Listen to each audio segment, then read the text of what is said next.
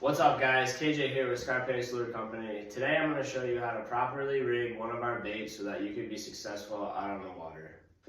10 out of 10 times you see fish pop up on your graph and then nothing hits. So with this lure, it's going to increase your odds of getting a strike. So in 2011, someone called me up and they basically wanted me to explain to them what makes these baits so much different to a regular plug.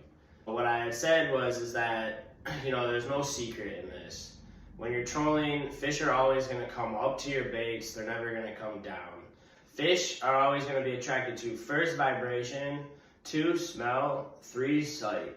With that being said, I created this plug and it holds herring or bait, alewives, whatever your favorite bait is, to the fish. This bait right here is going to increase your odds of them hitting your lure better. I'm going to show you guys my favorite way on how I rig these baits so that you get the best action out of the lure and it'll make the most out of your fishing trip. I'd already cut some whole cut herring into these fillets, and notice that these are a little bit bigger than the plug itself. Just take some scissors.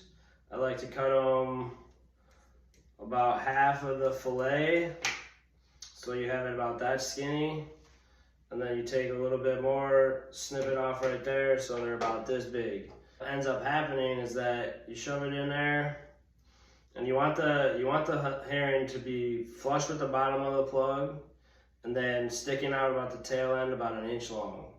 Then you take your toothpick, stick it in there, break off the toothpick, take your hook harness, attach it to your swivel, and you're ready to go. So it should look something like this. Sometimes when it's just the herring strip without the tail, that's always awesome, but I like to get this tail on the back of the plug. But if you don't want to use a tail and you want to get the most out of your herring strips, what you can do is you can just cut this tail right off, cut this fillet in half, and you'll leave something like this. I'll just cut a little bit there, and this is the way it should look in the plug, guys.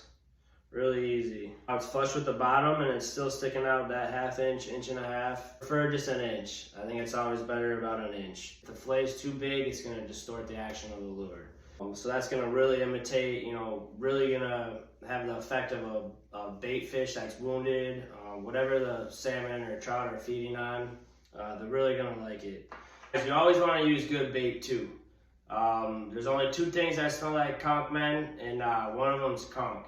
Whatever bait you're using, just make sure it smells good and it's not going to stink up your freezer. Because if it smells foul, fish probably aren't going to eat. I recommend whole cut herring, filleting it yourself.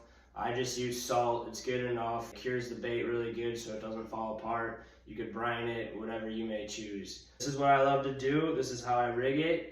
And the best thing about these plugs is for all the vegans out there, you don't even need to use meat. So you can take the meat right out of it if you're not even using meat, and your plug's good to go. Just rig it up like a normal plug, and here you go. This is what it should look like without the meat. I'm really proud of these things, and they're really fucking fantastic. I think you should give them a try.